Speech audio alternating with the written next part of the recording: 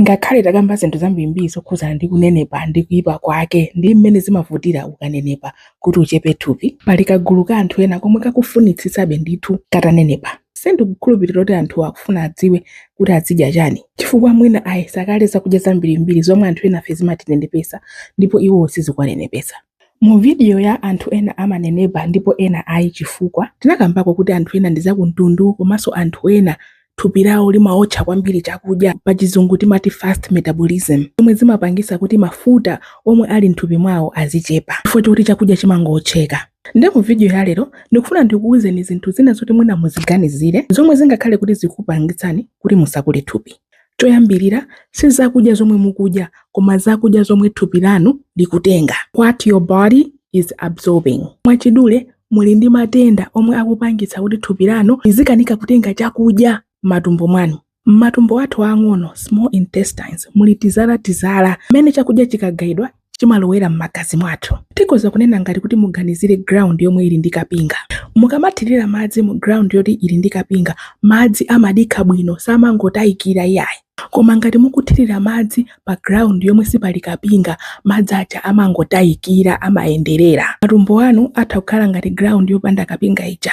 Zakudya zikukanika kulowa m'magazi. Alipo matenda ambiri amene amapangitsa zimenezi. Koma mwachidule ngati mmavutika ndi mmimba, wiki ino mukhale wiki yonse osapita ku toilet, wiki yamawa muzingosegula mmimba mmangopweteka, pena mwina mmakhala nditi magazi mchimbudzi. Ngati mmamva zinthu ngati zimenezo, mutha kukhala muli ndi inflammatory bowel syndrome, kuti mmimba mwanu ndi mwa matenda. Mukapita ku chipatala akakuthandizani. Zithaso kukhala kuti mmimba mwanu mukubwera matenda chonchi chifukwa cha zakudya zina zomwe mumadya ndipo mmimba mwanu mumadana nazo. Zakudya zokazinga mafuta ngati mandasi, chips, samosa. Zakudya zopangidwa kuchoka ku flour zokhala ndi gluten, achina bread. Komanso zakudya zina ngati mkaka ndi mazira. Anthu ambiri timadana ndi zakudya ngati zimenezi koma sitidziwa.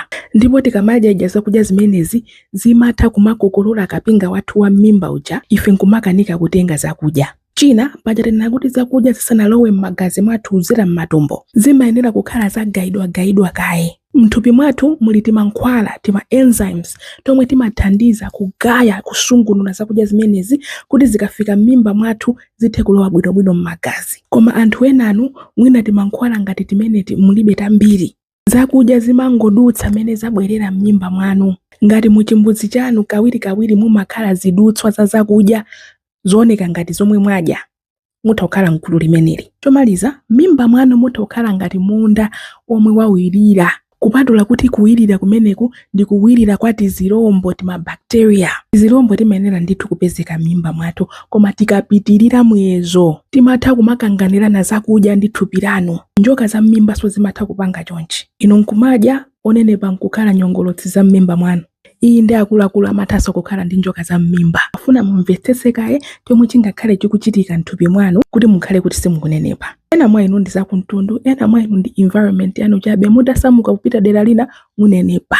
Zikomo kwambiri mwakoma nonse.